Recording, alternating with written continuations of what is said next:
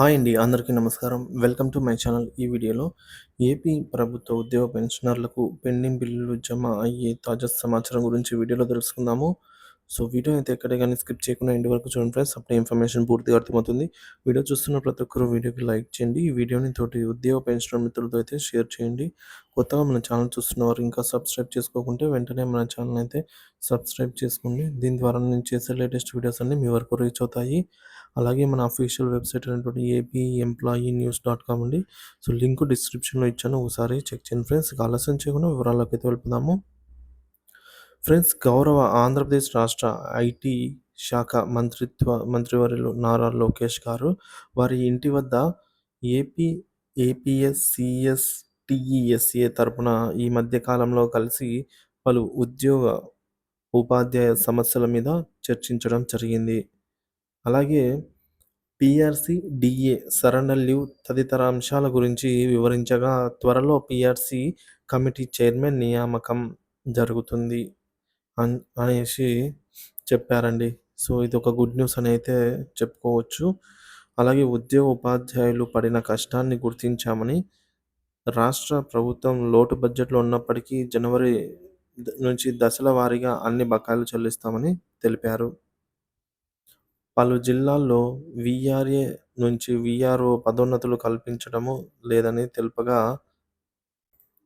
తగు ఉత్తర్వులు జారీ చేస్తామనైతే ఈ మేరకు తెలియజేశారండి. ఇది కూడా మనకొక శుభవార్త అనైతే చెప్పుకోవచ్చు. మూడవది, వీఆర్ఓ అండ్ వీఎస్‌ల జీతభత్యాలు తహసీల్దారు వారి ద్వారా ఇవ్వకపోవడం వల్ల వారు పలు ఇబ్బందులకు గురవుతున్నారని చెప్పగా, ఈ విషయంపై చర్చించి వీఆర్ఓ మరియు వీఎస్‌ల జీతాలు పూర్తిగా రెవెన్యూ శాఖ పరిధిలో ఉంచేలాగా ఉత్తర్వులు ఇస్తామని కూడా ఈ మేరకు హామీ ఇచ్చారు.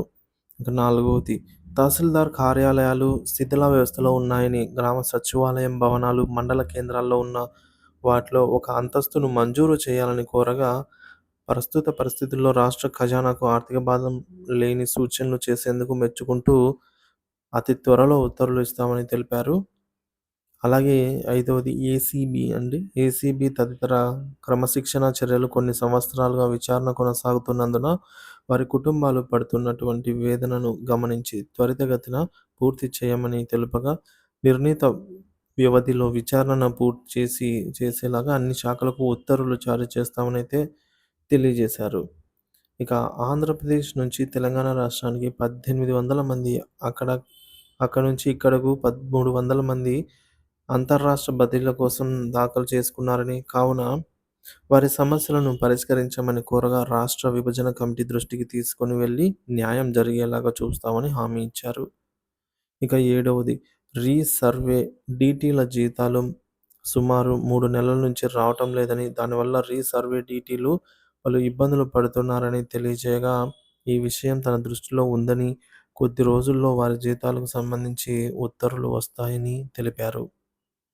ఇవే కాకుండా పలు ఇతర రెవెన్యూ ఉద్యోగ, ఉపాధ్యాయుల సమస్యల పట్ల చాలా సానుకూలంగానే స్పందించారు. ఈ కార్యక్రమంలో రాష్ట్ర వర్కింగ్ అధ్యక్షులు సిహెచ్ చిట్టిబాబు గారు, రాష్ట్ర ప్రధాన కార్యదర్శి గిరీష్ మొలతాడి, అలాగే రాష్ట్ర కార్యవర్గ సభ్యులు లక్ష్మీ చైతన్య గారు తదితరులైతే పాల్గొన్నారనమాట. సో, ఇవన్నీ కూడా మనకు గుడ్ న్యూస్ కిందకైతే పరిగణించవచ్చు. అలాగే పెండింగ్ బిల్లుల వివరాలండి. ఏపీ ఉద్యోగ ఉపాధ్యాయుల సరెండర్ లీవ్స్ పెండింగ్‌లో ఉన్నాయి. జీపీఎఫ్ లోన్లు, ఏపీజీఎల్ఐ లోన్లు, పెన్షనర్ల జీఐఎస్, అలాగే పెన్షనర్ల సరెండర్ లీవ్స్ అండ్ ఎన్హాన్స్‌మెంట్, పెన్షనర్ల పీఆర్సీ బకాయిలు, అలాగే డీఏ బకాయిలు, మెడికల్ రియంబర్స్‌మెంట్ బిల్లులు, ఎంప్లాయీస్ విషయానికొచ్చినట్లయితే డీఏ అరియర్స్, ఎస్ఎల్స్, టీఏలు, ఎస్ఎల్స్, జీఐఎస్, మెడికల్ బిల్లులు ఇవన్నీ గూడా మనకు పెండింగ్‌లోనే ఉన్నాయి. సో, ఈ పెండింగ్ బిల్లు మనకు జనవరి నుంచి ఏప్రిల్ వరకు ఉన్నటువంటి పెండింగ్ బిల్ల స్టేటస్ చూసుకున్నట్లయితే అవన్నీ గూడా వెయిటింగ్ ఫర్ ఫండ్ క్లియరెన్స్ స్టేజ్‌లో అయితే ఉన్నాయండి. సో, బిల్లులో మూవ్‌మెంట్ రావాల్సయితే ఉంది.